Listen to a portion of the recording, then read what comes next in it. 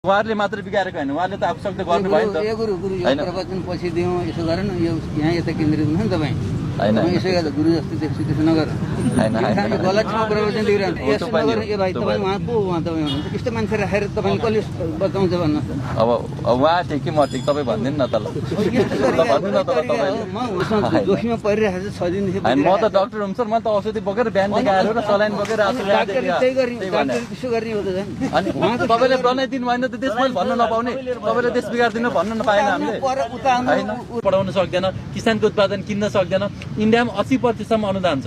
इन्डियामा एउटा तरकारी फलाउँदा 20 रुपियाँ लगानीमा हुन्छ भने नेपालमा त्यही फलाउँदा 80 रुपियाँ 100 रुपियाँ लगानी भयो। अनि बजारमा जाँदाखेरि उसले 30 उसले हामीले 80 को 100 रुपियाँ लगानी त भइसक्यो। अब 90 मा बेच्यो भने उसले 80 मा बेच्छ, 80 मा बेच्यो भने उसले 70 मा बेच्छ।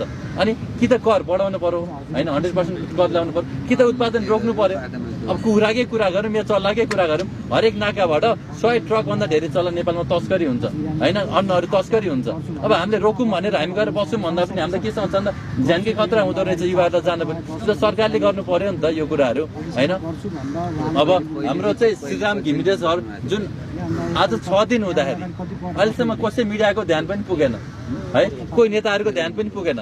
कृषि मन्त्रीलाई दिनदिनै फोन गर्छौँ हामीले होइन, हुन्छ हुन्छ भन्नुहुन्छ, कसैको ध्यान पुगेन होइन। गाँजा खेतीतिर लोकल रक्सी त किसानलाई गर्न देऊ न, हाम्रो माग यही त हो नि। गाँजा खेती गरेर त बिग्रिँदैन नि त, किसानले नै पाउने हो नि त यो कुराहरू होइन। अब यति कुराहरू माग्छन् है, मिडियाहरू आइदिनु भयो आज, एकदम साथ दिनुभएको छ आजको लागि। हजुरमाथि धन्य छौँ। उहाँ त बोल्नै नसक्नु हुनुभएको छ, आज म बोल्न सकिरहेको छु। अब 1-2 दिनमा त म पनि सक्दिनँ होला। हामी आज राति पनि यहाँ बस्छौँ, हामी 8-10 जना अनसन बस्दैछौँ आजदेखि होइन, उहाँलाई साथ दिनको लागि। यो किसानहरूलाई म के अनुरोध गर्न चाहन्छु भन्दाखेरि यो आन्दोलन किसानको आन्दोलन हो। सबैजना किसानहरू आउनु होला यहाँ, हजुरहरू साथ दिनु होला। किन भन्दाखेरि उहाँले लडेको उहाँका लागि होइन, उहाँले लडेको किसानका लागि मात्र होइन, यो देशको मेरुदण्ड कृषि हो।